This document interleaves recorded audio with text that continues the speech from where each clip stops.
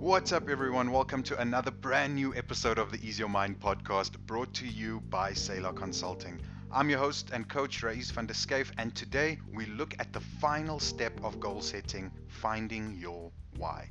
There are so many books about discovering your why or purpose, and I encourage you to find the one that speaks to you the most. Chapter 5 of the Ease Your Mind book discusses this subject briefly, and you can download it for free at www.salar.co.za/ease your mind. That's salar.co.za/ease your mind. The book is full of information, tools, and exercises to help you live your very best life. In episode 3 and 4, we looked at what goals you need to set for yourself and went through an exercise of writing down these goals so that they have meaning to you. Today, we will look at the driving force that will get you to start actioning on those goals you set. Are you ready? All right, let's dive in. Without a true purpose to why you want to achieve your goals, you may find yourself drifting away from them, and you will just aimlessly be pursuing something that you won't even have the desire to achieve, and you'll ultimately end up neglecting them. How many of you have set out goals or resolutions, but you lose interest almost as quickly as you set them? This is why goal setting is such an important aspect of success, and this is why I have covered it in 3 chapters and 3 episodes of the podcast. Your why is what gives your life purpose. It is the reason that you want to accomplish everything that you set out for yourself. As long as you have a clearly defined why, the how part of achieving your goals will naturally appear. Your intentions and your why are very similar, but they are not the same. Let's quickly look at them individually. Intentions are the very personal underlying motives for why you perform a specific action to achieve your goal. If, for example, you want to buy a new home and the intention to buy a new home is so that everyone else can see how successful you are, then the underlying motive or intention is not a good one for 2 reasons. One, it is not personal, it is for other people to see, and 2, there is no goodness that can come from that intention, and majority of the time people never look at the good you do, and you will just keep chasing more and more because people aren't often impressed by your accomplishments. So that feeling of goodness based on other people's perception will never arrive. Your intentions must be virtuous. The house you buy must be for your happiness, your safety, for your pride and joy. Your why is for all the reasons that you won't fail and all the reasons you will succeed. What will your life be like if you don't achieve that goal of buying the house you want? Will you still be living with your parents or your family? Will you be able to guarantee safety and comfort to your family? The lifestyle that you will live if you fail to achieve your goal should give you the purpose you need to achieve your success. It is also that lifestyle that you will have when you achieve that goal. It is personal as well as external. If I buy a mansion one day and my parents are very proud of me and I can visualize that, it will be part of my why, to make them proud. The final visualization of your perfect life is your why. It is the purpose you are doing everything you are doing to achieve all the goals that you have set. As a Man Thinketh is an old book that was written in the early 1900s by a man named James Allen. In the book he writes, "Until thought is linked with purpose, there is no intelligent accomplishment. Without purpose, you open up yourself to regret, to fear, self-pity, and worries that all lead to failure and unhappiness." Let's look at the steps to discovering your why.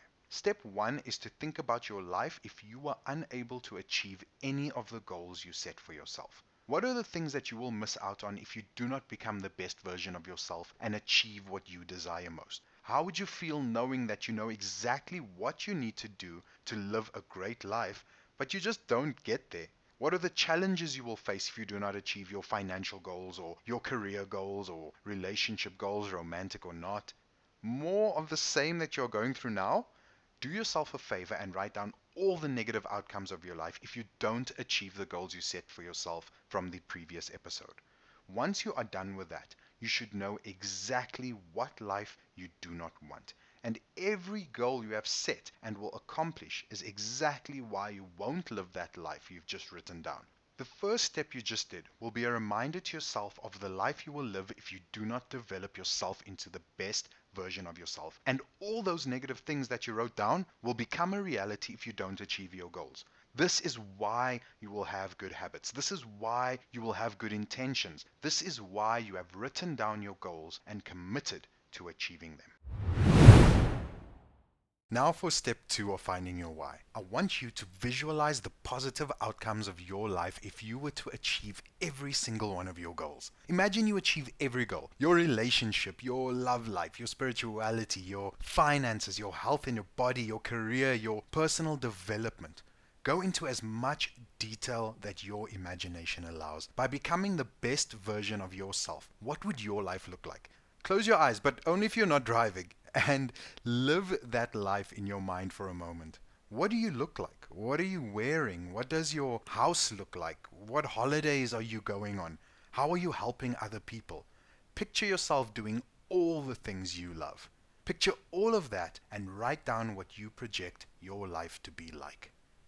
If you did that properly, you should be smiling right now. The best part of this is that you are now actually creating that reality because you have just discovered your why.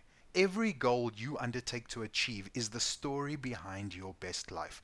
Whatever you do in pursuit of your best life, remember that feeling of accomplishment. Hold onto your why. Now, not only do you know what you want to achieve, when you want to achieve it by, and now why you want to achieve it, all of these things will power you through the how you will achieve it. If you are struggling with how to achieve a specific goal, a good idea would be to get yourself a coach that will help you uncover that how. Writing down your why is the very last step of goal setting. When expressing your why, write down every feeling, every reaction, write down what your lifestyle will be like. Be as detailed as possible. If words fail to describe your why, then draw pictures or symbols to help you identify it. You want to document the purpose for you wanting to achieve your goals. Everything you put into this part of your journey is exactly what you will get out. There will always be challenges that will emerge in your pursuit of success, but your why will be the only inspiration you need to help you overcome those difficult situations, no matter how impossible they may seem. Your why is the helm or the steering wheel of your ship, guiding you to your best life. Alright, that is it for today's episode. Thanks a million for listening and for taking up the opportunity to live your very best life. As always, if this has inspired and helped you in any way, please share this podcast on your social media. You never know which of your loved ones may need this, and together we can be the change in someone else's life. The Ease Your Mind community can be found on Facebook. It is a private group, so anything you share or ask will only be seen by the members. Join the group and introduce yourself. Maybe mention what it is that you are working on to live your best life. You never know who might be able to give you the boost you need to accomplish your goals, or maybe you could assist someone on their journey. If you are looking for guidance or an accountability partner to see you through to your success, you can email me directly, rais@salar.co.za. Catch you on Monday for episode 7, where we will talk a bit about planning and taking action. Until then, that's it from me. Take it easy.